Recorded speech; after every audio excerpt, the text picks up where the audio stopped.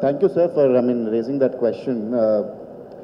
We did an extensive set of stakeholder discussions across various line departments, across various stakeholders from the developer community, the RWAs, etc. All of it with a focus of ensuring that we support this nascent sector, but also address the concerns among the stakeholders, which is around safety. So, after all of that discussions, the output was a set of draft guidelines, which looked at buildings from the perspective of high rise, low rise, because all of them have different infrastructure from a safety related point of view. And we looked at assembly occupancies as a unique use case as well. And we linked it to the CA guidelines, the Ministry of Power guidelines, and also did the effort to come out with our own unique guidelines. While last September we were able to get the white paper released by the former Energy Secretary here in Telangana, what we also did thereafter is we developed the draft guidelines in detail, and we were able to submit it to the nodal agency for charging infrastructure, TS Redco, I think around October or November time frame. But what happened was, because of the government change, there has been a little bit of a status quo on that decision making. But our effort now is to take this in earnest, also increase the awareness among the RWA community, and take that as a momentum that is generated to push the government to get these guidelines released. So last year what happened was, around March 30 or 31st, we also had an amendment to GO 168 in the form of GO 49, which basically talked about directing or giving the guidelines to the developers, property owners, RWAs, etc. That is to set up EV charging stations from the purview of guidelines that are released from time to time, both at the central government level and at the state government level.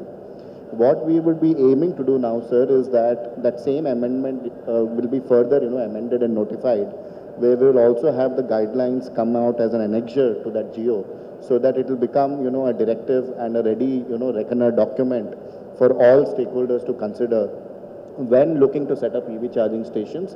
And we have looked at it both from the perspective of new buildings that are being set up, as well as old buildings.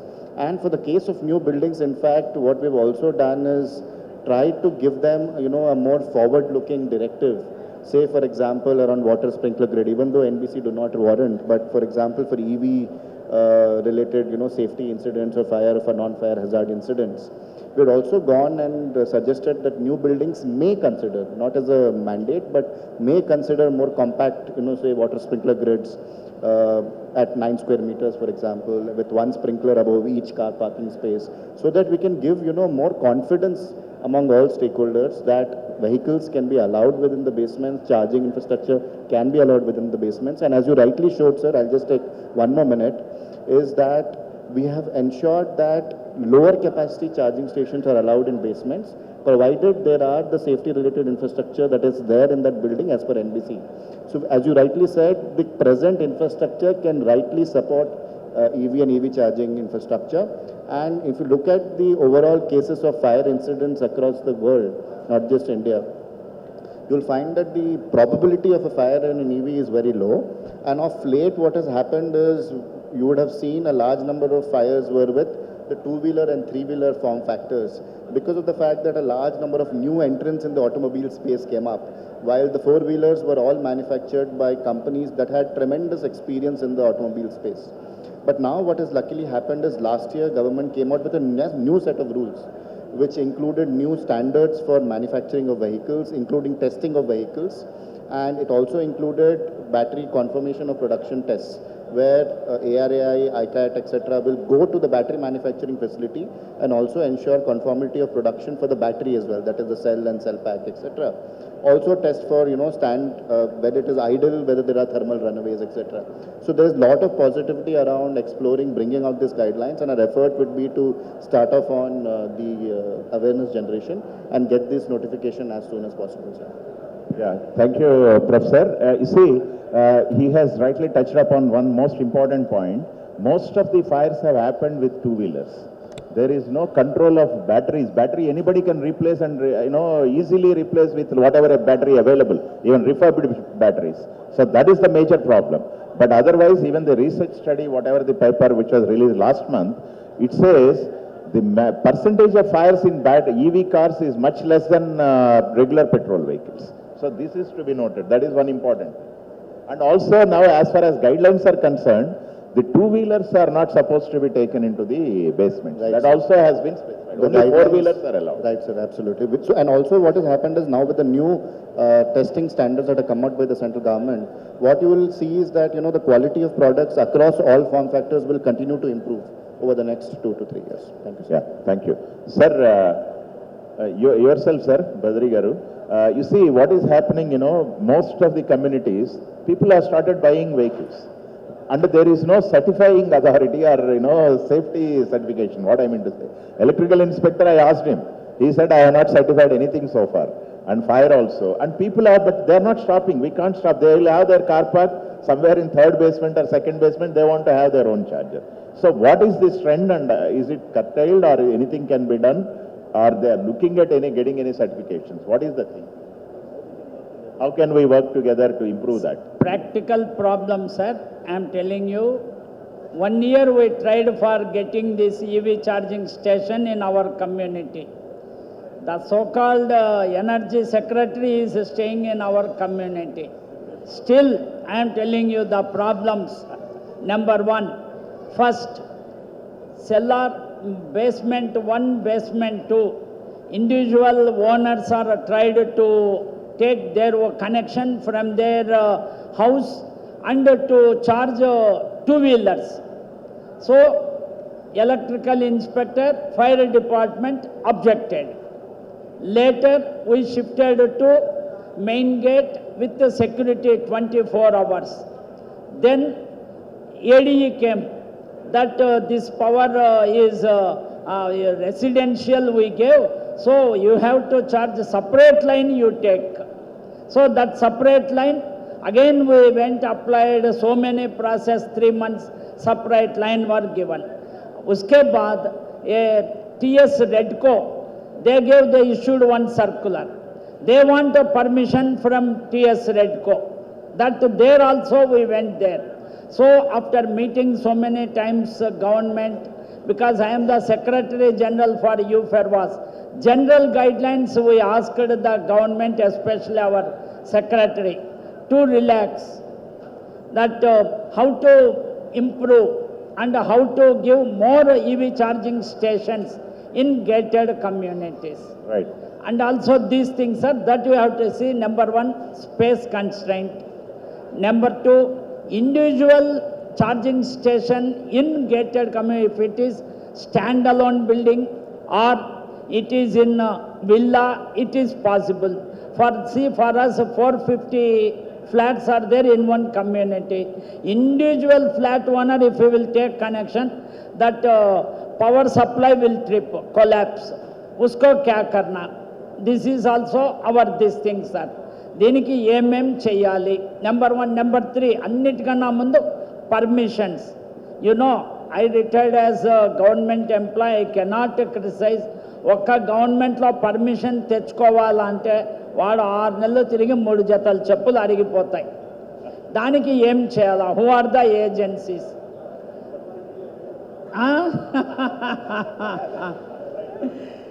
తర్వాత ఇప్పుడు time constraint అండి. ప్రతి villa ప్రతి చోట కూడా they want instant coffee. ఈరోజు చెప్తే రేపటికి వచ్చేయాలా. They are ready to pay money, they are ready to give this, but we want comfort. How to overcome these bottlenecks? I think, it's very valid, sir. You want to say something on this? Yeah.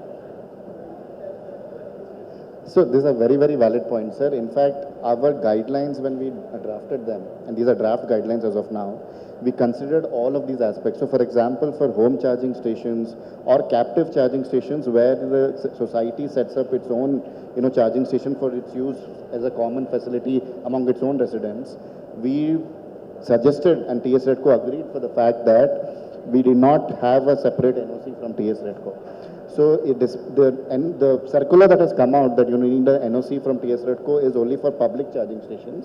So in our guidelines, we have looked at all of these perspectives, sir, including, for example, what should stakeholders or, residents to, if they want to set up home charging station, for example, if they have to set up a captive charging station within the campus, or if they have to set up a public charging station. So, all of it from a civil infrastructure point of view, from a electrical infrastructure point of view, as well as safety related infrastructure point of view. So all the three factors have been suggested, sir. It will be great to take it forward. In fact, the best thing is for home charging stations, no permissions, except self-certification. Self-certification. So that is what has been asked for. This is on behalf of 5,000 gated communities I am asking, sir. Everyone, they are facing the problem. Correct. And some in especially gated communities, if anything will happen, adverse thing, they will sue the MC. That is the main problem. So to overcome that bottlenecks, space, tarvata individual connection, దానికి ఎట్లా overcome కావాలా, some guide lines. We are working on all that, sir. Even for existing communities, what is the power requirement, how they have to enhance, all these guidelines will be there as a part of it. See, మాదంటే potentiality ఉండింది, మేము separate line మళ్ళీ ఒక 7 kVA ఆయన చెప్తే 33 kVAకు line తీసుకొని only for EV charging stations ఇచ్చాం. మిగతా కమ్యూనిటీస్ ఫైనాన్షియల్గా సౌండ్గా ఉండవు, వాళ్ళ పరిస్థితి ఏమి? Correct. Sir, that is definitely one. I'll let Manojji come in and then I'll respond to that. Please. Yeah. Manoj, you are an architect. So when we are designing the projects, this particular aspect of car charging is missing out now because it's evolving as in today. So what is that?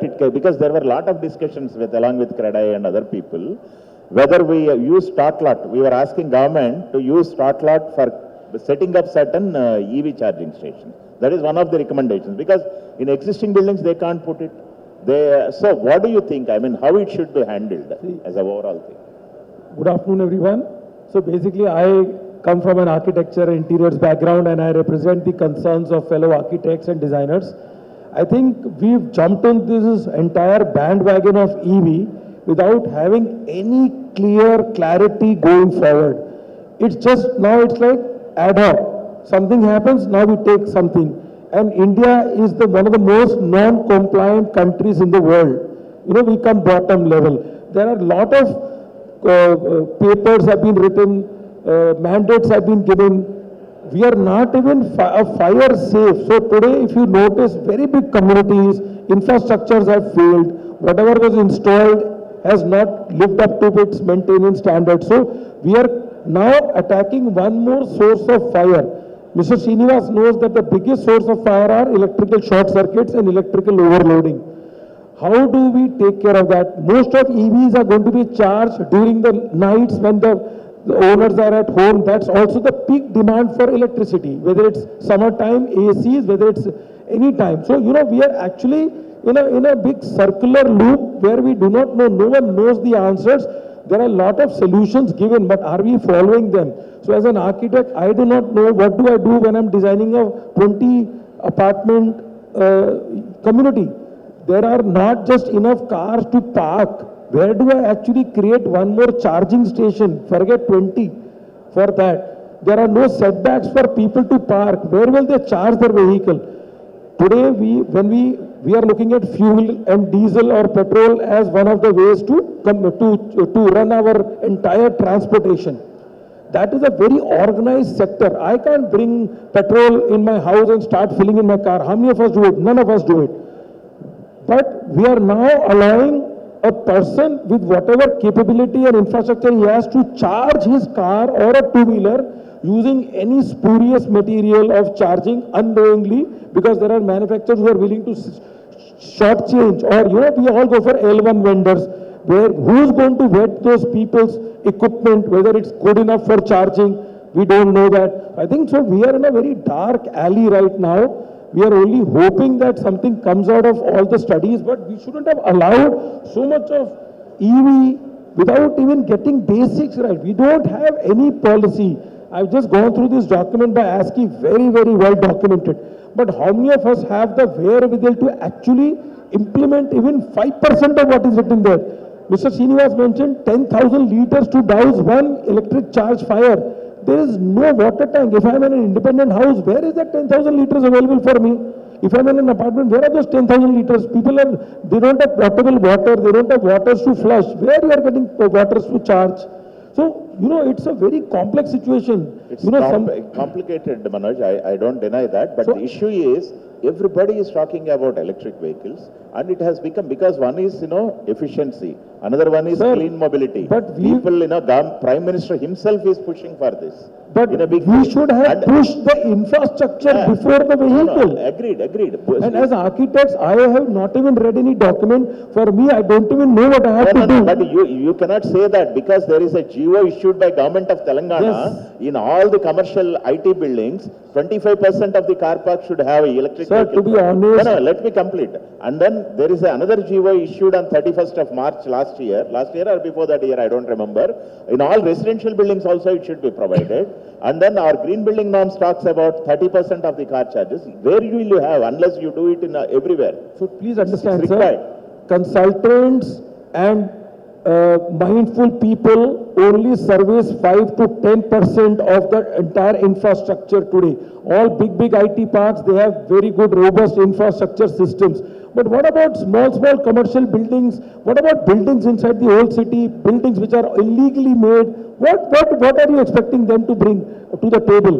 Buildings, individual customer building an individual house. He says, I'll bring one plug from my drawing room and charge my car, unmindful of what can happen in that process. So we are dealing with a bomb here, and we are dealing with something which no one knows has answers to. Imagine the retrofitting. The biggest concern is retrofitting. I live in an apartment which is 18 years old, 1,042 flats. We have no clear policy from the managing committee or our resident welfare association. EV cars are not in the community. There are at least 50 to 70 EV Where cars. they are parked. They are just getting it. That's what I'm saying. They have just pulled cables like what you showed one of that system. My right? only concern is, that is more dangerous, because there is nothing, no checks and balances, Absolutely. and we don't know what is the type. So How at least- can you go and check every EV charger being installed in this country? Can No, you? it has to be certified by a safety engineer. Suppose I don't- That is what we discussed, that also is How? supposed to. That is the problem. Today, are you even able to go and check fire extinguishers working, fire hydrants working, pumps working? Then how can you do? That is 1/100th of the capacity of chargers which are going to come up. It's like going and checking everyone's socket. That guy doesn't have power. He's actually using illegal power to run his house. He doesn't even have a meter, and he's trying to charge EV on that. So you are actually finally loading the grid. There are going to be grid collapses if it's not coordinated well. So see, Europe and all, now we are all internally compliant. Here we are not compliant even by rule. I can pay 100 rupees, and even if I'm not compliant, I'll pay some money and get out of the situation. Still not be compliant. Your point is well taken. That is why states like Maharashtra, if you look at it, they have made it mandatory even for the fire safety things. The contractors, I have started licensing contractors, and they are made responsible for maintenance of the So installation. tip of the If something iceberg. goes- Sorry? Tip of the iceberg. That's only tip of the iceberg. Whatever We are it may be, talking it of just a deep started. rut in the system. It just started, what I mean to So say. can they we have slow down this whole process of EV marketing and try first to get at least some sense in people, have road shows, understand how many audience sitting here in this auditorium? There are no programs which are highlighting impacts of ED. We only hear one scooter blasted, one entire guy selling EV scooters, parked his scooters in a basement and caused 40 or 30 people died in that fire because of one illegal parking. There will be many such cases as we move forward. No, that is the reason. So, Some of Professor these- Avasthi says it's very safe. Baba, very safe means what? Even if it's 0.001%, you see the numbers. India deals with numbers. For us it is 1 lakh vehicles which are catching fire every month. If it comes to everyone taking EV, it will be 1 lakh vehicles every month catching fire. You may say percentage is 0.01, but that percentage into the number of vehicles is very high for No, India. I think, that is an apprehension, let me tell you. It is like any other system, any electrical system. Agreed. You see, even within the houses, we have been using a lot of appliances. There is no major difference. Only thing is your protection systems and the appliances, whatever you are using, these equipment, Standard. they have to be standardized. Yes. They should have test certification. That needs to be checked. So There as is no doubt in it. architects, we need to push for robust infrastructure built into our systems. Exactly. For sure, we need to understand what all it takes to have that. But then going forward, once that socket is broken, someone comes and puts us some wire jugaad, we are also used to the jugaad. Like he says, battery kharab ho gaya, one guy will tell you, I'll give you a battery at lesser price, jugaad. So what do we do for this jugaad mentality of people once we've left the project? That's my concern. And one submission, sir. Yes, sir. See, you are going to publish or give a white paper. In GO number 12, it is issued in 2022. Declaration में क्या लिखा वो? We abide by the rules and regulations, terms and conditions laid down by TS Redco, CEIG, TS Discom, local urban rural bodies. कितना इन्नी పోవాలా అంటే ఒక మనిషి పర్మిషన్ కు is it possible? Sir, that is only for public charging stations, sir, not for home charging. Again, you know, This is application by TS Redco. Yeah, correct. That is all for public charging stations. When you want to set up a public charging station in a common area, that is what it is required. Because they are all very high powered rated things. ఇప్పుడు అట్లా అంటారు. ఇప్పుడు మాది 450 gated community. నేనేమున్నా security room దగ్గరనో common charging stations పెట్టాలా? మాకు individual పెట్టేందుకు కింద సెల్లార్లో పర్మిషన్ కష్టము పైన. అప్పుడు అది సేమ్ రూల్స్ అంటున్నారు. అది సేమ్ రూల్. సేమ్ రూల్ అంటున్నారు. పబ్లిక్ ఛార్జింగ్ స్టేషన్స్ ఈవెన్ ఇచ్చిన గైడ్ లైన్స్ లో కూడా what ever it is that public charging stations we have to follow the same guide lines because it is not one person, it is not owned by one person, it is owned by some few people. నేననేది మీరు ఆ white paper లో some relaxations given sir already in the public charging stations, even in the gated communities, is already discussed. That is the GO number 12. ఇప్పుడు నేను చదివి మీకు వినిపించింది. We have all that. We have also verified all these GOs related to this. But sir, how many communities can afford to do those compliant charging stations? Sir, if they I cannot have do... an apartment of 20 flats, those 20 people get together, someone says, I know this gentleman, let's put one charging station. Where is the It's very compliance? difficult. See, here you yourself write in this document, that there are no direct guidelines, regulations from CEA, BE, MOHUA, Ministry of Power or others on basement, multi-level parking, security standards. There are no guidelines. Everyone is still searching. No, That we is the are need for trying this to... guidelines, sir. That is the need for this guidelines. That is why we brought it up. If they are all there, why this is not necessity for So this? imagine we have sold lakhs of vehicles and we are still struggling with guidelines. And even educating people on the do's and don'ts of electric charging stations, electric vehicle charging stations, and we are going, I think it's going to explode the market and we will not be able to catch up with the demand of the chargers. Then we'll have spurious chargers in the market, cheap chargers in the market. How will we control that? Manoj, as one of thing, now- let us understand. Our concern is only one thing. There is a push from the government side for the clean mobility, and we have to achieve that decarbonization by 2070. PM is very, very keen that entire thing is moved towards clean mobility. Then in such a case, lot of people are given even incentives for manufacturing these units. Naturally, our prices will fall down. It will become more viable. Sir, but whether we have enough power or not, Basic it will come. question. Where is this power being generated today in Telangana? What is the source? Is it a renewable source of power we are consuming to charge our EVs, or are we using hydroelectric and other not powers? renewable. Definitely it is again fossil fuels. It's a big farce actually. See, I am talking of green energy, of charging a vehicle which has taken coal to produce that energy from the Ramagundam factory or from the Chandrapur NTPC plant it is coming, and I am calling it green power. No, there has to be a mandate that any green charging station should only take electricity from a renewable, non-renewable source. Then only it is classified as a charging station. If I am taking power from my house and charging my car, I am not green.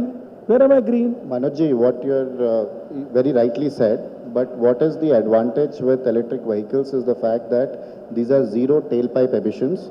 And when you talk about whether it is powered through thermal or green, even if it is powered with thermal, this is a centralized source of emissions. So there is possibility of carbon capture and mitigating those emissions. While if you're having a fossil fuel vehicle that is moving around, it is decentralized emissions and it is not going to be possible to capture those emissions.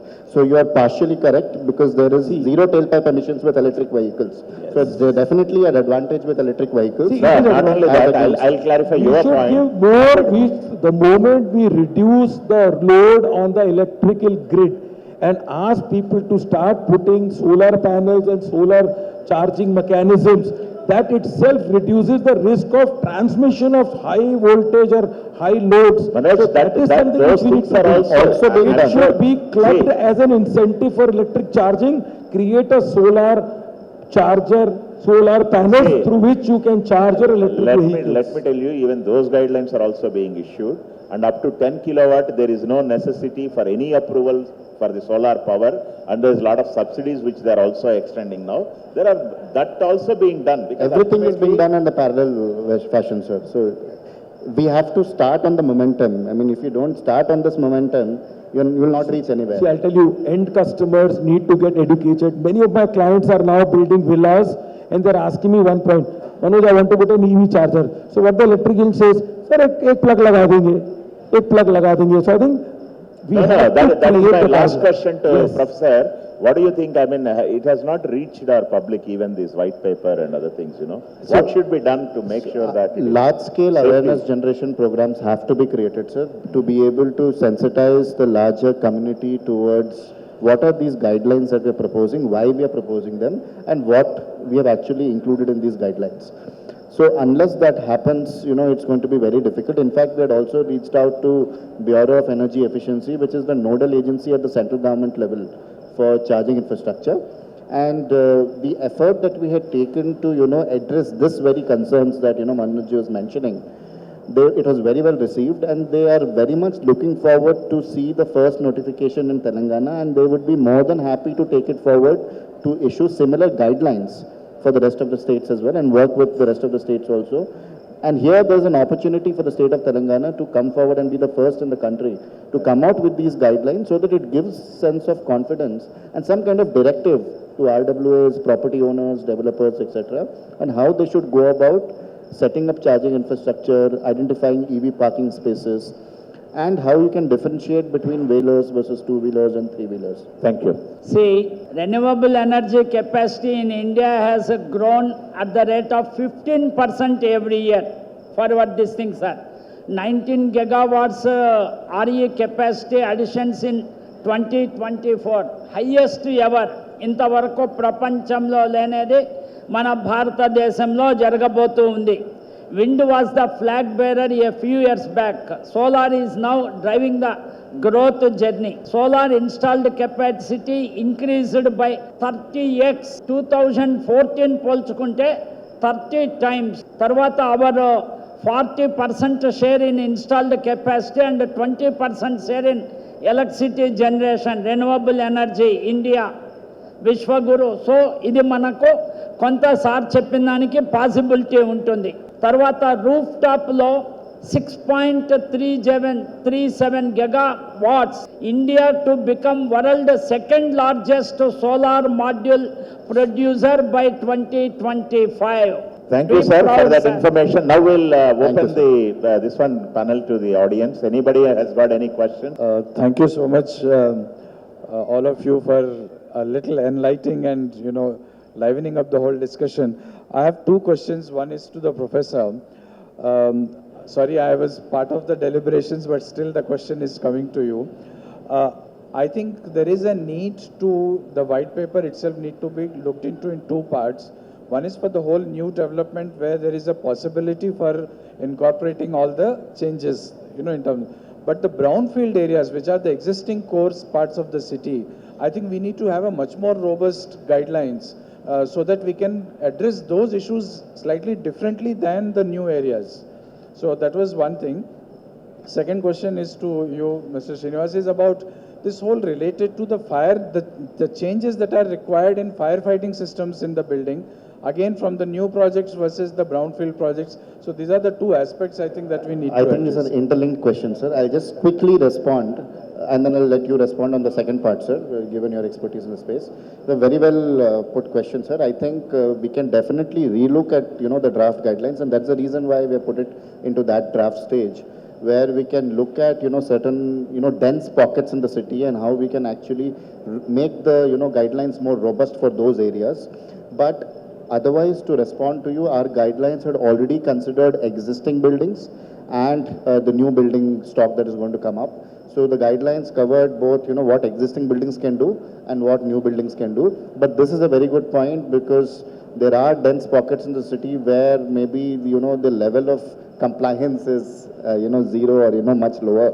So maybe we can look at, you know, those pockets and how we can suggest. But in a way, largely, our guidelines had already integrated even those aspects and through our conversations, because our guidelines had said that if there is no, you know, safety related infrastructure, we should not allow, you know, these form factors in lower basements or, you know, charging stations in lower basements. Yeah, I'll just add to that whatever he said. Already the guidelines have addressed some of these issues. The only challenge, you know, with respect to the existing buildings, if we have to add up a lot of fire pumps and fire systems, it is going to be a big challenge.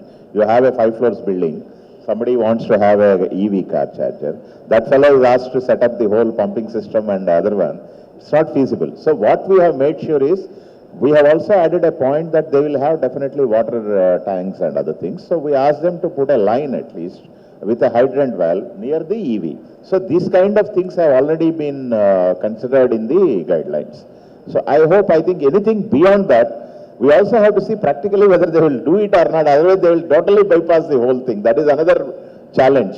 And at the same time, once in my opinion, if they provide EVSC, not a plug, I'm sure most of the electrical related problems will be taken care. 90% it will be safer. Yeah, the problem is what Mr. Manoj was trying to highlight was the same issue.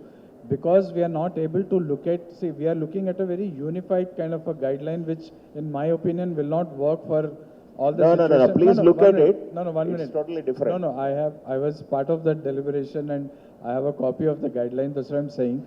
The point is that in absence of that, you are not able to stop people from buying the EV. Absolutely. So naturally, the guidelines and the regulations are going to fail if they do not address specific requirements of these. So I think it is also upon us as a responsible professionals and, you know, consultants to develop guidelines which work for them. We cannot have a guideline which is uniform for the whole country. No. We see, that is why ultimately they should get accepted by people in a very normal way, so that when they buy an EV, they also know that they have to do something to their building. Today, they are not able to do that. If you read the guidelines, that is what has been done. It is not same. And again, you know, there's a lot of thought process gone into that, to my knowledge. And second thing is, we also brought in transportation department. You know, first they are the registration authority. So we have called them specifically and see whether they can start looking at some of these things. As a vehicle, we started asking them whether they're all tested. And, you know, now today, if you see the Government of India guidelines, all battery manufacturing or EV manufacturing, the ARAI has to go every month and check the entire audit, you know, audit the whole factory every month. So that kind of quality, and also for batteries. Batteries, they have to be manufactured only in India. No Chinese batteries are more allowed. But the only challenge is two-wheelers, because size of battery is very small, it can be easily replaceable. If they start refurbishing those batteries with any kind of inferior things or, you know, improper quality batteries, there will be a danger. So that is the reason, barring two-wheelers, everybody felt that four-wheelers will not cause that kind of concern. This is the thing. And just to add to your question, sir, our latest, you know, version of the draft guidelines consider all of those aspects that you have said, including, you know, what the existing brownfield infrastructure is and what we can suggest to them, where we have largely said that if there is no, you know, safety-related infrastructure, we are not suggesting allowing any of those vehicles or charging stations in those areas. But just to add, sir, it will be great to hear your inputs. If there is anything more, we'll be definitely happy to integrate it.